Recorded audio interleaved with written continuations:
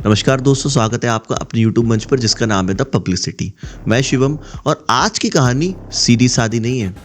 ये कहानी है जो दिल्ली की गलियों में धीरे धीरे फूंक मारकर जलाई जा रही है कि क्या चंद्रबाबू नायडू और नीतीश कुमार राहुल गांधी के करीब आ रहे हैं।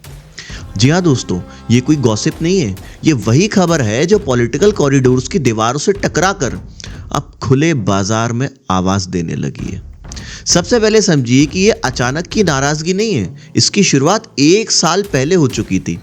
2024 में जब नतीजे आए तो मोदी शाह फिर से सत्ता में लौटे, लेकिन ये वापसी अकेले की ताकत से नहीं थी, ये वापसी 2 लोगों की वजह से थी। चंद्रबाबू नायडू की 16 सीटें और नीतीश कुमार की 12 सीटें। अगर ये दोनों साथ ना होते तो 2024 की कहानी दोस्तों कुछ और होती। और इन्हीं 2 सपोर्ट पिलर्स की बदौलत मोदी तीसरी बार इस देश के प्रधानमंत्री बने। अब आते हैं असली ट्विस्ट पर। चंद्रबाबू नायडू को खुश रखने के लिए मोदी सरकार ने उनको दिया सिविल एविएशन मिनिस्ट्री यानी उड्डयन विभाग। और नायडू ने मिनिस्ट्री सौंपी अपने बेहद करीबी, अपनी पार्टी के चमकते चेहरे और अपने पुराने दोस्त के बेटे राम मोहन नायडू को। मतलब रिश्ता सिर्फ पॉलिटिकल नहीं है दोस्तों, ये रिश्ता परिवार जैसा है। लेकिन अब यहीं से शुरू हुई है पूरी की पूरी असली टेंशन। देश में पिछले कुछ महीनों से फ्लाइट्स को लेकर बवाल मचा हुआ है। डिलेज हो रहे हैं, कैंसिलेशंस हो रहे हैं, स्ट्राइक लाइक सिचुएशंस आ रही हैं। और ऐसे में क्या हुआ, गोदी मीडिया ने सीधा उंगली किस पर उठाई? राम मोहन नायडू पर, यानी टीडीपी पर, चंद्रबाबू नायडू की पार्टी। लेकिन सबसे मजेदार बात, बीजेपी, मोदी शाह और उनके नेतृत्व को मीडिया ने छुआ तक नहीं, एक सवाल तक नहीं किया। पूरा ठीकरा एक ही जगह फोड़ दिया गया, टीडीपी के एविएशन मिनिस्टर यानी राम मोहन नायडू पे। और बस यहीं से चंद्रबाबू नायडू की नाराजगी आसमान छूने लगी।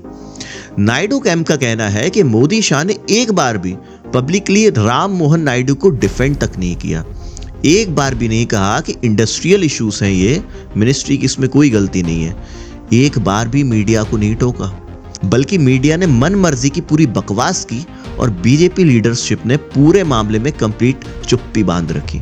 और अब होना क्या था, नायडू को ये चुप्पी चुभ गई, क्योंकि दोस्ती वही अच्छी लगती है जहां मुश्किल वक्त में भी साथ दिया जाए। और आज नायडू ओपनली नाराज है, इतने नाराज कि उन्होंने अपनी पार्टी को साफ आदेश दे दिए कि टीडीपी का कोई भी स्पोक्स पर्सन मोदी और शाह के आंखों के सितारे अर्नब गोस्वामी के चैनल पर नहीं जाएगा। सुनिए। Can you believe it? The Telugu Desam party says we will boycott Republic, and I want to tell the Telugu Desam party that will only make us ask more questions and tough questions and have no impact on us. I want to tell the Telugu Desam party, I want to tell Chandrababu. अब ये कोई छोटा मोटा फैसला नहीं है दोस्तों, ये सीधे संकेत हैं कि रिलेशनशिप के क्रैक्स अब पहले से कहीं ज्यादा गहरे हो चुके हैं। अब ट्विस्ट नंबर 2 देखिए। जगन मोहन रेड्डी, चंद्रबाबू नायडू के सबसे बड़े पॉलिटिकल दुश्मन, चंद्रबाबू नायडू को जेल भी भिजवा चुके हैं। चंद्रबाबू नायडू को कहना है कि उन पे कई फर्जी केसेस भी करवा चुके हैं। और नरेंद्र मोदी इन्हीं जगन मोहन रेड्डी से अपने संबंध मजबूत कर रहे हैं, अपने करीब ला रहे हैं। मोदी जी खुद इनके करीब जा रहे हैं और ये बात चंद्रबाबू नायडू तो हजम नहीं करेंगे। अब ट्विस्ट नंबर 3 पे आते हैं। दिल्ली की गलियों से एक फुसफुसाहट और आ रही है कि नीतीश कुमार भी अमित शाह और गुजरात लॉबी से खफा हैं।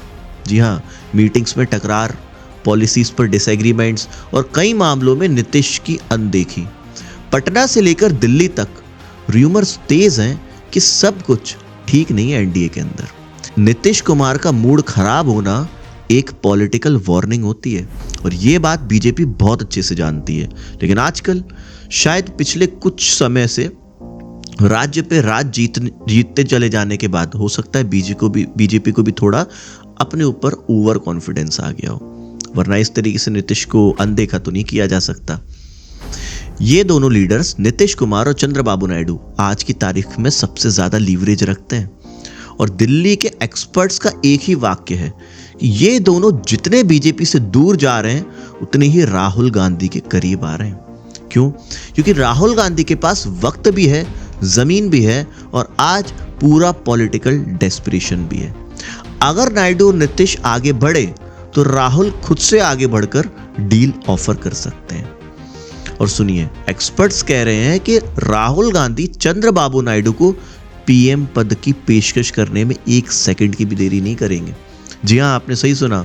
पॉलिटिकल एक्सपर्ट्स की अगर राय माने तो नीतीश कुमार को भी कोई बड़ा मंत्रालय, शायद गृह मंत्रालय, ये तक ऑफर किया जा सकता है।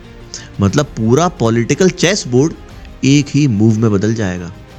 अब असली सवाल आपसे, क्या वाकई ये नाराजगी राहुल गांधी को एक गोल्डन अपॉर्चुनिटी दे रही है? क्या 2029 से पहले इंडिया का पॉलिटिक्स एक और अर्थक्वेक देखेगा? क्या नायडू, नीतीश बीजेपी छोड़कर राहुल के कैंप में जा सकते हैं?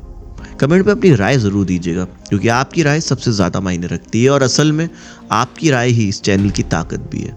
और अगर वीडियो अच्छी लगी हो तो इसे शेयर ज़रूर कर दीजिएगा, क्योंकि भारत की राजनीति की असली पटकथा किसी न्यूज़ रूम में नहीं, यहीं आपके अपने चैनल पर सुनाई जाती है। आज की वीडियो में बस इतना ही, मिलते हैं नेक्स्ट वीडियो में। जय हिंद।